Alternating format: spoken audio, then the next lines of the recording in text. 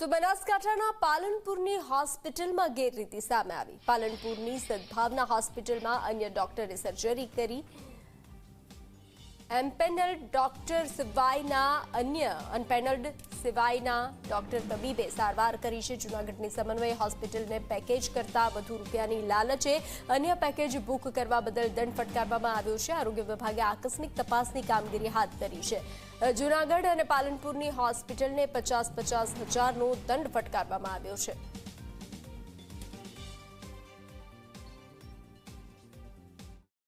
ગુજરાત સરકાર દ્વારા ગરીબોને ઉત્તમમાં ઉત્તમ સુવિધા મળી રહે તે માટે અનેક યોજનાઓ છે તે અમલમાં મૂકવામાં આવી છે અને આ યોજનાઓ થકી વિવિધ જે ખાનગી હોસ્પિટલો હોય છે, ટ્રસ્ટના હોસ્પિટલો હોય છે તેની અંદર તેમજ જે સરકારી હોસ્પિટલો હોય છે તેની અંદર જે દર્દીઓ હોય છે તેમને વિવિધ પ્રકારના ઓપરેશનોથી લઈને વિવિધ રોગોના નિદાન માટેની પ્રક્રિયા છે તે કરવામાં આવતી હોય છે।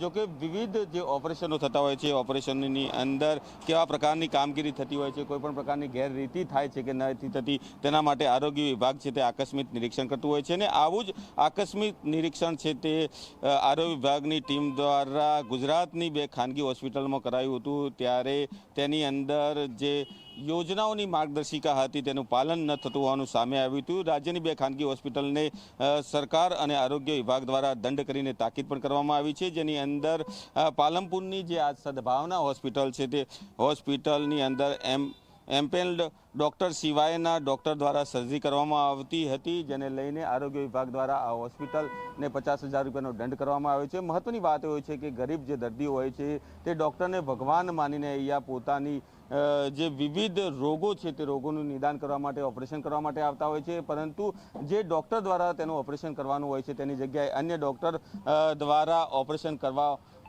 હોવાની જે નિરીક્ષણની અંદર વિગતો પ્રાપ્ત થઈ હતી ને તેને જ લઈને આ સદભાવના હોસ્પિટલને 50,000 રૂપિયાનો દંડ છે તે દંડ ફટકારવામાં આવ્યો છે। તો તેની સિવાય જૂનાગઢની જે સમન્વય હોસ્પિટલ છે તેને નિયત કરતાં પેકેજ કરતાં વધુ રૂપિયાની લાલચે અન્ય પેકેજ બુક કરવા બદલ 50,000 રૂપિયાનો દંડ ફટકારવામાં આવ્યો છે। એટલે કે જે રીતે સરકારની વિવિધ યોજનાઓ છે અને આ યોજનાઓ દ્વારા ગરીબ જે લાભાર્થી દર્દીઓ હોય છે તેને લાભ મળતો હોય છે, પરંતુ ક્યાંક ને ક્યાંક જે હોસ્પિટલો દ્વારા ગેરરીતિ કરવામાં આવતી હોય છે તેને લઈને જે આરોગ્ય વિભાગ અને સરકાર છે તેને કડક કાર્યવાહી કરી છે અને આવી હોસ્પિટલોને દંડ ફટકારી રહ્યો છે। એટલે કે ક્યાંક ને ક્યાંક ગેરરીતિ કરનારી હોસ્પિટલોમાં પણ હવે ફફડાટ વ્યાપી જવા પામ્યો છે અને સરકાર આવી જો ગેરરીતિ કરતી હોસ્પિટલો હોય છે તેના પર કડક કાર્યવાહી કરશે તેવું સરકારે સ્પષ્ટ નિર્દેશ કર્યો છે।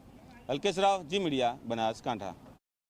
તો જૂનાગઢની સમન્વય હોસ્પિટલને પણ દંડ ફટકારવામાં આવ્યો છે। સરકારી યોજનાનો લાભ લેતી હોસ્પિટલમાં અત્યારે ફફડાટ જોવા મળી રહ્યો છે, કારણ કે પાલનપુરની હોસ્પિટલમાં ગેરરીતિ સામે આવી છે।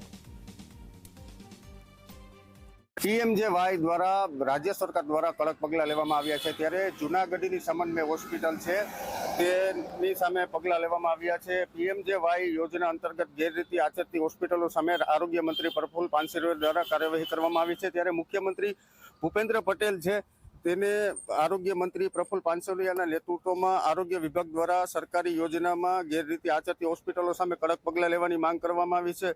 વાત કરીએ જૂનાગઢની, તો જૂનાગઢની સમન્વય હોસ્પિટલ છે નિયત કરતાં વધુ પેકેજ લેતા તેમને ગેરરીતિ આચરતા તેમની ઉપર હાલ છે 50,000 જેવો દંડ ફટકાર્યો છે। અશોક બારોટ, જી મીડિયા, જૂનાગઢ।